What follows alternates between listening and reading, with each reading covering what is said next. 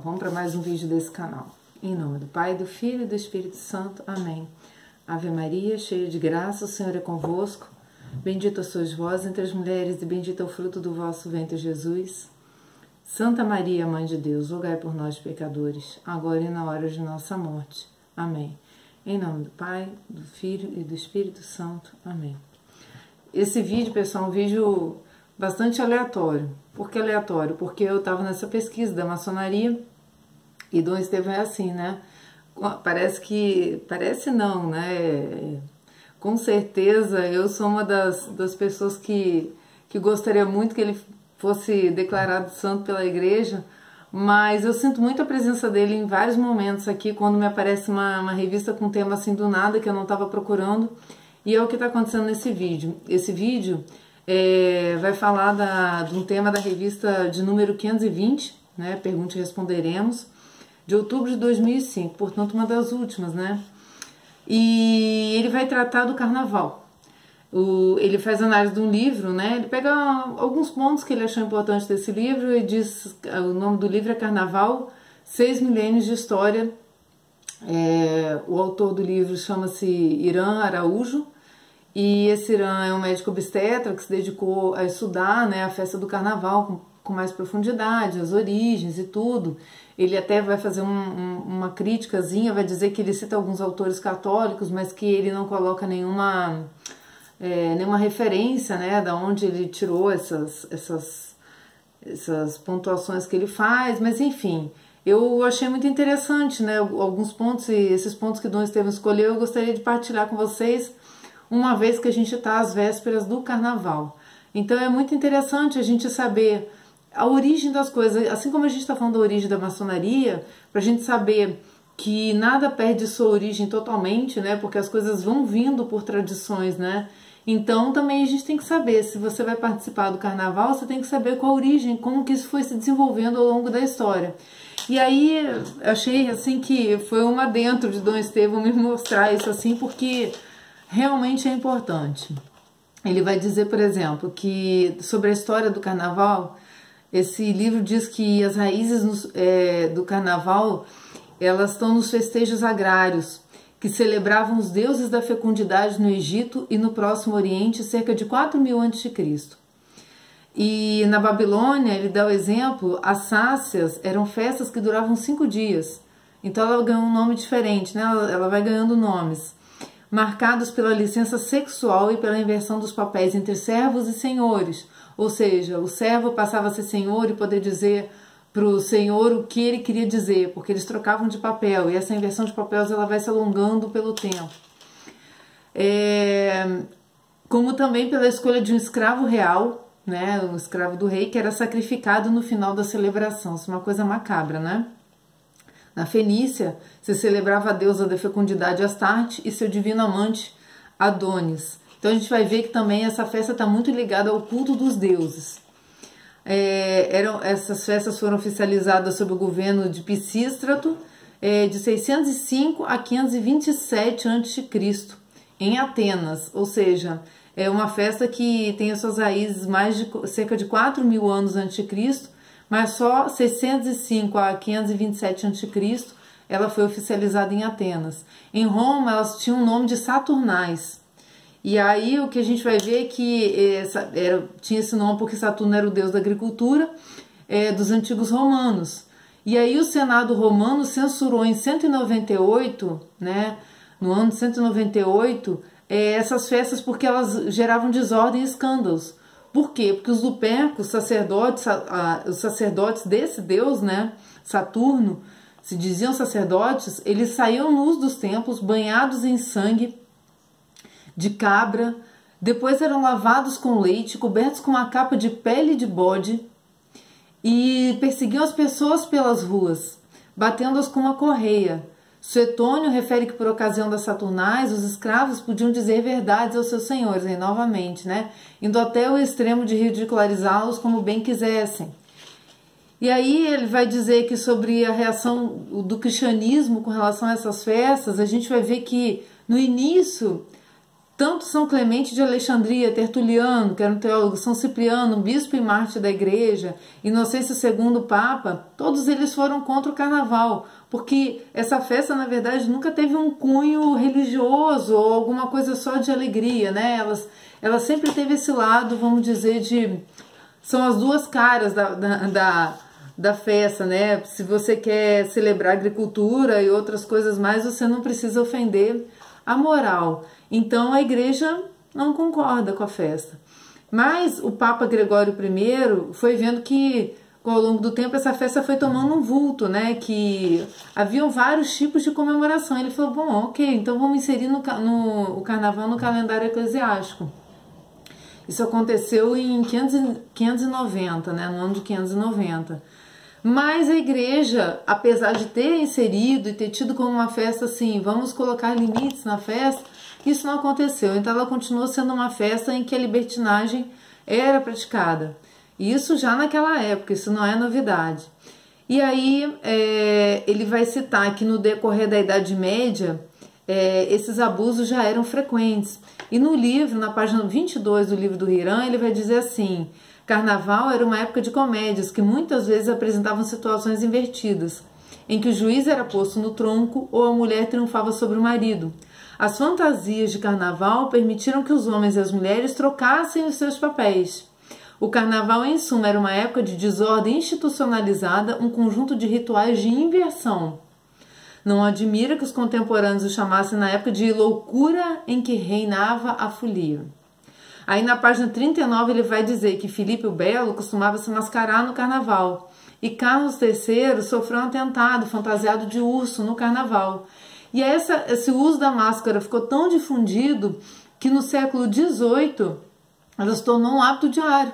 E as pessoas não iam só no carnaval usando máscara, elas andavam pelas ruas, mulheres, crianças, né? Começaram a usar máscara para festas, para encontros, para qualquer coisa se usava máscara. E aí esse exagero ele vai comentar que estimulou o crime, porque as pessoas não eram mais identificadas, né? Porque cometiam crime usando máscaras, capas e tudo mais. E aí esse Hiram vai dizer que o uso diário da máscara foi proibido e os venezianos passaram a se mascarar só durante o carnaval. Então, o Concílio de Trento, né, Dom Estevão vai dizer aqui que ele tentava salvar o que pudesse ser salvo dessa festa. Então, em 1545, entre os assuntos importantes, entrou em pauta a discussão do carnaval no Concílio de Trento. E aí ele foi reconhecido como importante manifestação popular de rua, não devendo ser hostilizado pelo clero. Isso o Hiram cita na página 23 dele. Prevaleceu a tendência libertina que torna o carnaval do Brasil mundialmente famoso, ou seja, não importa quantas vezes se queira dar um outro tom a essa festa sempre vai descambar para os exageros, excessos, né, enfim, extravasar tudo que você quer extravasar, com todos os exageros de bebida, sexuais, né, até nas roupas, né, os tipos de roupa, ou até a falta das roupas. Então, não adianta, por mais que se queira, isso sempre vai acontecer. Então, só mais uma observação aqui sobre a palavra carnaval, que existem algumas controvérsias, a gente vai tentar saber aqui. Para uns, a palavra carnaval vem de carrum navale, os carros navais que faziam a abertura das Dionísias gregas dos séculos 7 e 6 a.C. Para outros, a palavra carnaval surgiu quando Gregório I o Grande, em 590, transferiu o início da quaresma para quarta-feira, antes do sexto domingo que precede a Páscoa. Ao sétimo domingo, denominado de quinquagésima, deu o título de Dominica de Carnes Levandas, expressão que teria sucessivamente se abreviado para Carnes Levandas, Carnes Levale, Carnes Levamen, e Carneval e Carnaval, ou seja, foi diminuindo a expressão, todas variantes de dialetos italianos e que significam ação de tirar, quer dizer, tirar a carne. Então a terça-feira seria legitimamente a noite do carnaval, ou seja, em última análise, a permissão de se comer carne antes dos 40 dias de jejum. Então também faz muito sentido, né? E aí ele cita por fim uma outra corrente menos conhecida, que ele tirou do livro A Cultura Popular na Idade Média, diz que na segunda metade do século XIX, os autores alemães defenderam a tese de que a palavra carnaval viria de Kane, ou Kart, ou lugar santo, isto é, comunidade pagã, os deuses e seus seguidores, também faz sentido, né? E de Val, ou Val, uau, né? Ou morto, assassinado, quer dizer procissão dos deuses mortos, uma espécie de procissão de almas errantes do purgatório, identificada desde o século XI pelo normando Orderico Vital, como se fosse um exército de arlequins desfilando nas estradas desertas, buscando a purificação de suas almas. Essa procissão saía no dia do Ano Novo, durante a Idade Média. Isso tudo para vocês refletirem, tá, gente? Porque todos os sinais, né, que se tem sobre o carnaval fazem muito sentido aqui, né, porque a gente tem hoje. Tudo tem um passado que reflete no presente. Dom Estevão conclui que, como quer que seja, pode-se dizer que a Igreja reprovou e reprova o carnaval enquanto libertinagem. Tentou mesmo cristianizá-lo enquanto folguedo popular, como a gente viu. A Idade Média não foi um período triste, mas ao contrário, era muito propensa à representação de autos e peças teatrais. Todavia, não foi possível frear a onda libertina que passou a preponderar no carnaval moderno, de mais a mais que existem interesses turísticos e financeiros a fomentar essa festa.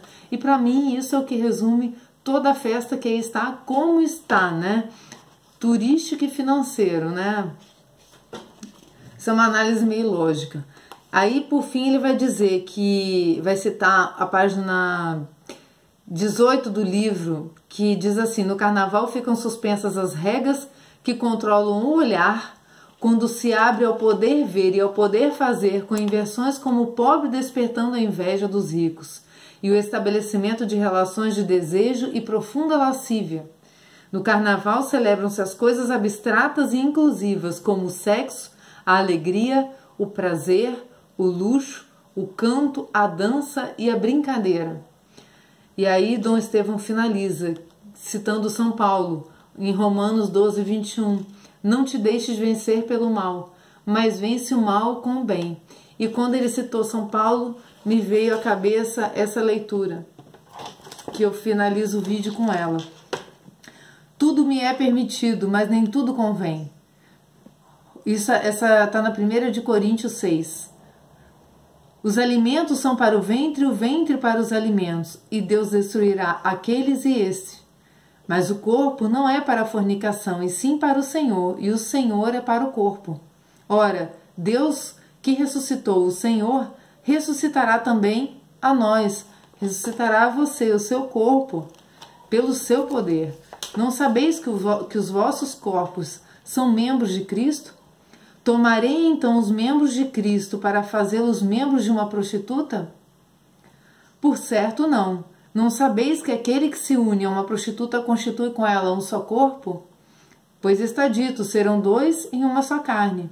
Ao contrário, aquele que se une ao Senhor constitui com ele um só espírito. Fugir da fornicação. Todo outro pecado que o homem cometa é exterior ao seu corpo. Aquele, porém, que se entrega à fornicação, peca contra o seu próprio corpo. Ou não sabeis que o vosso corpo é templo do Espírito Santo, que está em vós e que recebestes de Deus, e que, portanto, não pertenceis a vós mesmos. Alguém pagou alto preço pelo vosso resgate. Glorificai, portanto, a Deus em vosso corpo. E eu termino com essa reflexão de São Paulo, que não precisa de interpretação, porque vocês sabem o que ele quis dizer. E ali está a minha alegria, ó, a minha luz. O Sagrado Coração de Jesus, Nossa Senhora, essa é a alegria do cristão. Essa é a nossa maneira de ser feliz, né? Então que se você for se divertir, se divirta em lugares que não ofendam a Deus, com roupas e comportamentos que não ofendam a integridade e a dignidade do seu corpo, tá? Um bom feriado para vocês.